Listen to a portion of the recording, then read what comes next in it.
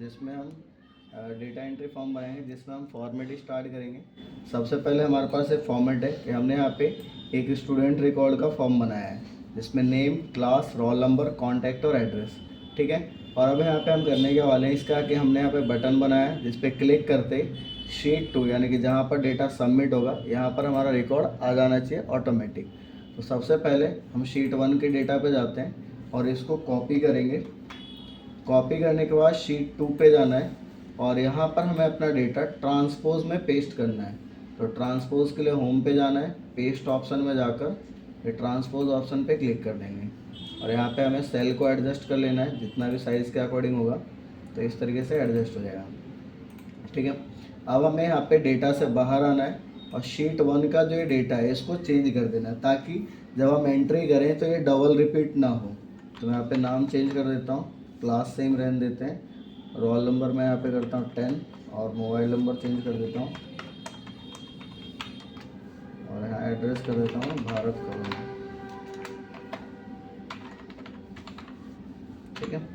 इतना करने के बाद हमें करना है क्या है, ये डेवलपर टैब है, या तो हम यहाँ से वर्क कर सकते हैं या फिर व्यू के अंदर मैक्रो का यूज़ कर सकते हैं। मैक्रो में भी सेम ऑप्शन मिलेगा। तो सबसे पहले हमें करना है रिकॉर्ड मैक्रो। रिकॉर्ड मैक्रो पे क्लिक करते हैं, यहाँ पे मैक्रो का नाम आएगा, हमें यहाँ पे कोई भी नाम डालना है। तो मैं यहाँ पे कर देता हूँ फॉर्म, देन ओके करना है और जस्ट इसके बाद हमें ये जो डेटा दिया गया है इसको करना है कॉपी।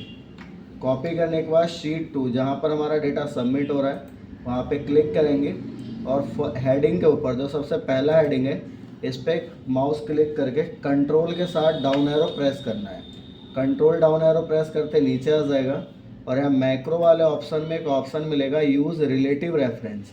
इसका काम क्या होता है कि जैसे हम यहाँ पे रेफरेंस दे रहे हैं तो डाउन बाय डाउन यानी कि एक के बाद एक नीचे की तरफ अपना डेटा ऑटोमेटिक सबमिट होगा और कॉलम खाली होता चला जाएगा।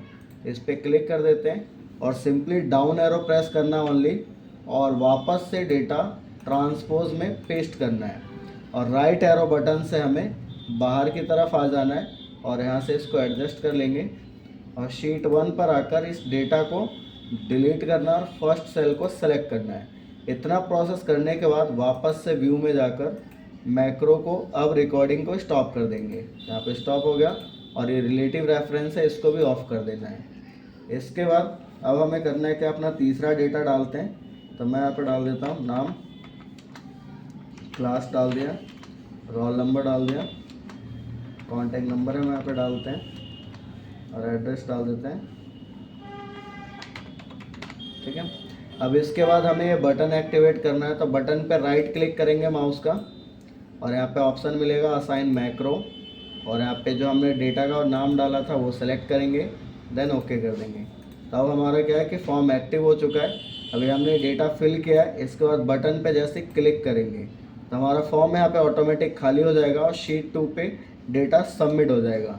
यहाँ पे हम जितनी बार भी चाहें, जितने लोगों का चाहें उतना डेटा हम यहाँ पे फिल कर सकते हैं।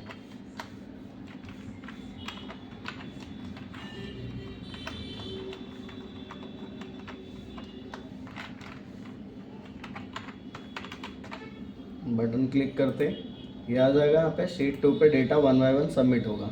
अब सबसे बड़ी चीज़ इसमें ये आता है कि हमें अब इसको सेव कैसे करना है, क्योंकि मान लो अगली बार अगर फिर से हमें काम करना पड़े इस पर तो हम इसको सेव कैसे करेंगे। तो कंट्रोल एस प्रेस करेंगे और यहाँ पे हमें कोई भी नाम देना है, फाइल नेम आएगा तो कोई भी नाम डालते हैं। मैं यहाँ पर डालता हूँ डेटा फॉर्म और इसको जहाँ पे सेव करना है उस जगह पे क्लिक कर देते हैं और यहाँ पे सेव एज टाइप, इसका सबसे बड़ा रोल होगा, इसको ध्यान रखना है।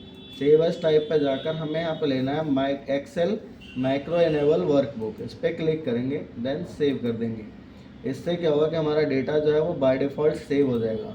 अब कभी भी आप जैसे इस पर दोबारा से मैं क्लोज़ कर देता हूँ और दोबारा से मैं इसको ओपन करता हूँ यहाँ डाउनलोड्स पे जाकर, तो ये हमारा फॉर्म ओपन हो गया। अब जैसे कि देखो मैं फिर से इसको फिल करता हूँ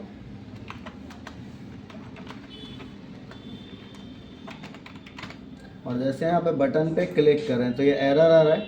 एरर इसलिए आ रहा है क्योंकि यहाँ पे मैक्रो जो है वो रन नहीं कर रहा है। तो अब मैक्रो को रन करने के लिए इसको हटाएंगे और यहाँ पे ये सिक्योरिटी वार्निंग का ऑप्शन आएगा, इस पे ऑप्शन पे क्लिक करना है और इनेबल दिस कंटेंट पे क्लिक करके ओके कर देना है। और अब जैसे हम बटन पे क्लिक करेंगे हमारा फॉर्म सेव हो जाएगा। ठीक है, तो इस तरीके से हम इसका वर्क कर सकते हैं। और ये हमारा कंप्लीट डेटा एंट्री, इसमें कितना भी बड़ा रिकॉर्ड, और इस फॉर्म को अपने अकॉर्डिंग इसमें ऑप्शंस ऐड करके कस्टमाइज़ कर सकते हैं जैसा भी डिज़ाइन करना है, और हमारा डेटा यहाँ पे ऑटोमेटिक सबमिट होता रहेगा। ठीक है।